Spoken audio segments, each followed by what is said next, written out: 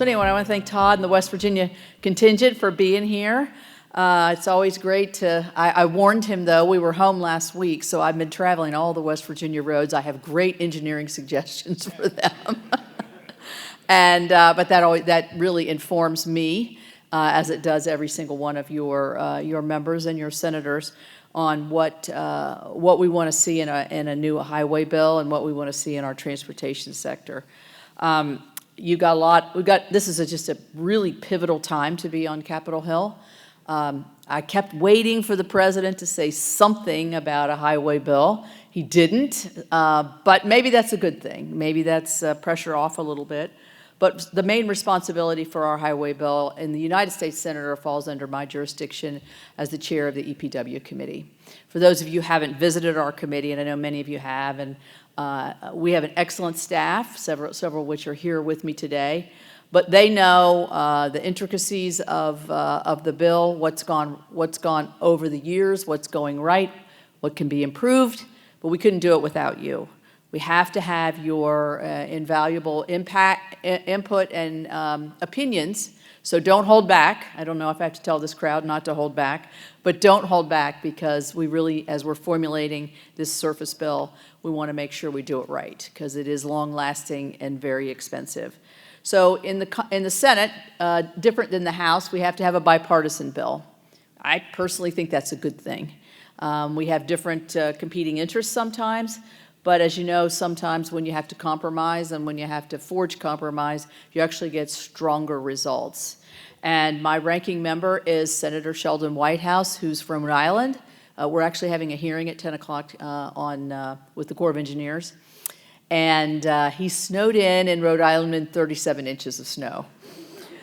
Too bad, Sheldon, but so I'm sure he was really sad he missed the State of the Union, or the President's address last night, but I'm sure he made it through. So we're kind of looking at three big bills here in the next 6 to 9 months through the end of the year: surface transportation reauthorization, permitting reform, and the Water Resources and Development Act, which is the big bill that we do every 2 years that has to do with all the Corps of Engineer projects that go through our states. My state in particular, a lot of our commerce runs through our rivers. We obviously have on our western side the Ohio River, very essential water resources. So as we move towards trying to find bipartisan legislation in the United States Senate in our committee, the first thing we did was reach out to all of our members to ask them, what do you need, what do you want, what are you hearing, and how can we help you?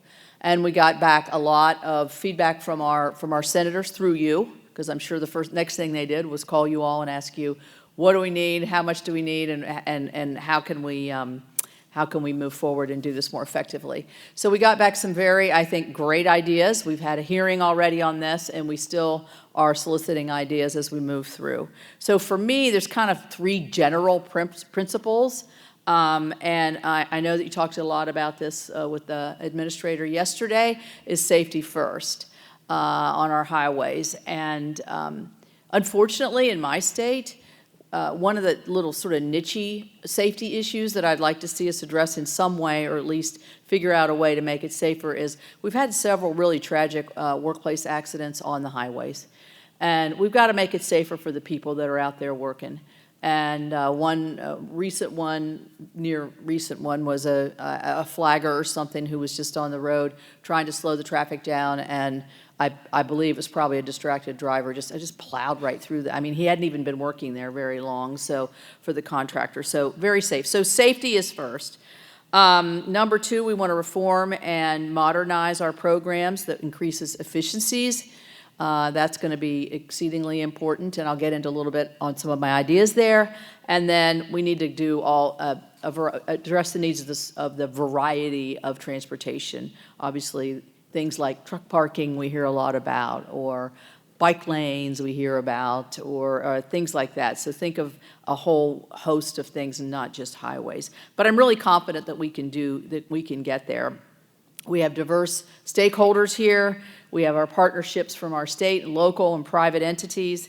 And then also we're doing oversight of the IIJA. You might remember, I don't if you don't remember, that's okay, that I was a pretty integral part as one of the Republicans that started the infrastructure discussions with President Biden at the time.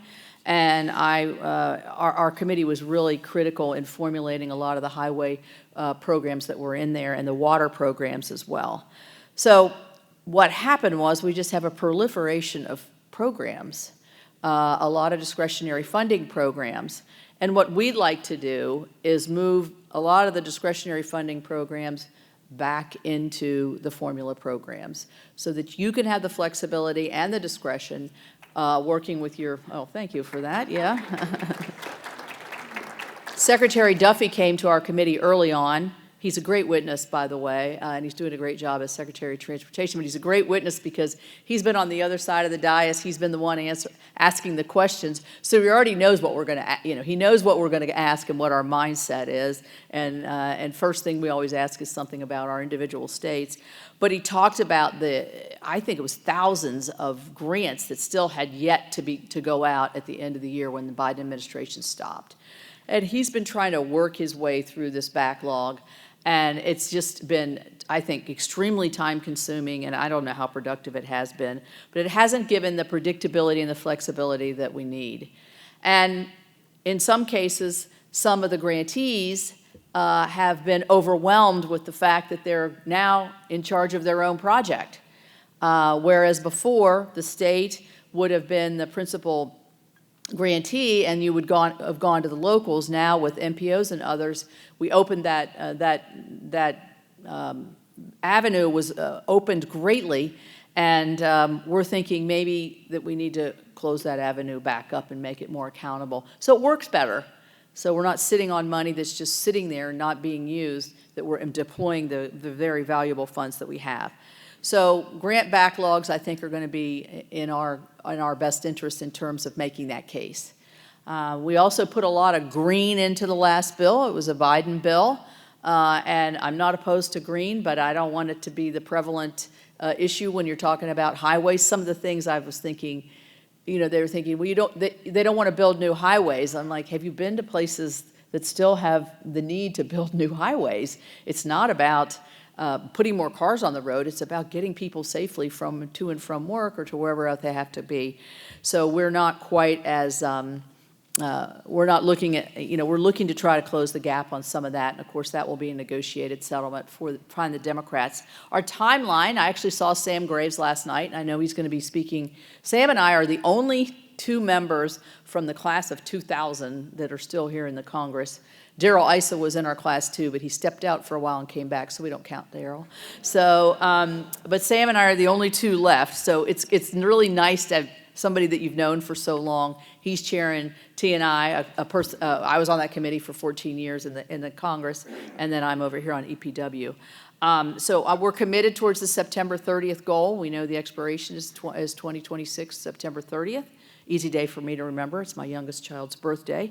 So we're going to be working with Senator Whitehouse to hopefully get a bill up and through committee by the spring so that we can begin negotiating. If you don't know the details in the Senate, we have the major jurisdiction of the bill, but we don't have the only jurisdiction of the bill. The Finance Committee has to do the trust fund, the Banking Committee does transit, and the Commerce Committee, of which I'm on, does some of the safety issues as well. So I got to get the other chairman to come in once we get our base bill written. So that's going to be quite a challenge. A lot of the questions are, what are we going to do with the Highway Trust Fund? How are we going to meet the shortfall? The basic answer from me is, I don't really know. And this is a question every time. I would expect that we're going to do something with electric vehicle usage. I mean, our state's already done that. We happen to have a hybrid at our house. I didn't realize it actually until I looked at the tax bill or every year that we get on the licensing and realized that you pay a little bit more if you have a hybrid or if you have an electric vehicle. Seems fair to me. And I would imagine that, but that is nowhere going to close the gap of funding that we're going to have. So we know we're not going to raise the gas tax. That's the easiest and simplest way to do it. But politically, it is a pitfall that I don't think any of us have been willing to go through since I've been here, and that's been quite a while. So we're charged up, ready to go. we're anxious for you all to hit the Hill today. Thank you so much, too, for those of you in the audience who have come and testified before our committee. It really has a lot of impact, and we need to hear from a variety of people that have congestion issues, that have geographic issues, that have commerce issues. I mean, you know, all of these things need to be top of mind to us when we're putting all the pen to the paper. One of the things I've been working on constantly that's going to help you and help a variety of development in this country is permitting reform. I could probably go around to each one of you and ask you, what's the longest time it's ever taken you to get a highway permitted? And it would probably make even my hair curl, because it's so long. We had Brendan Bechtel actually testify, who is head of the Business Roundtable, but he also is head of the Bechtel Corporation. He, you know, I don't think it was named after him, like maybe a couple generations before that. But anyway, he was very good, but he talked about his corporation is worldwide. They built the Australian Sydney airport in something like 4 years. It's the greenest airport in the world. That's from the time it started to get permitted until it was constructed. It would take, in this country, it would take over 4 years just to get the permits, much less the building. We're going to fall behind, we're falling behind, because the permitting process is so lengthy, duplicative, and very uncertain. So what we have are processes of looking at different, like clean water, clean air, the NEPA process, the judicial reform process. We have Quarter H in West Virginia that's been in the courts for 30 years, probably, 30 years. And we had a pipeline coming through West Virginia that was in the courts for years, and all it was the ticker of money more spent. It was 95% complete. It took an act of Congress to get that. It was called the MVP pipeline, to get that pipeline completed. We need to have a system that really works. So the judicial review component is something exceedingly important, where we would pull the timelines in, and you would have a date certain when that would be much more reasonable, not 6 years into 18-month kind of thing. We haven't settled on it yet, where the ability to sue would stop. We also think that would give us the predictability. But we have to have the certainty, too. If you're getting a project permitted, you don't want to look in the rearview mirror and say to yourself, well, if this new president comes and he doesn't want new highways like the Biden administration didn't want, can he come in and revoke my permit? Can he come in and cancel my project? Well, you've seen that happen. President Biden canceled the XL pipeline. President Trump is canceling offshore wind projects that are already permitted and billions of dollars in some cases spent. Well, in my view, that's not fair. If you go through the time and energy and money and devotion to get your permit and do it the right way, protect the environment, look at the Clean Water and Clean Air Act, and make sure you got it, you should have the certainty that your permit's going to stay in no matter what the political position of whoever's in office. And so that, to me, is a critical piece. The House passed permitting reform at the end of last year, which is critical. It's called the SPEED Act. But this will really help your projects. It'll help any kind of energy development, housing, communications, even space. We need more space launching pads, but they got to permit their pads. And that's quite a lengthy project as well.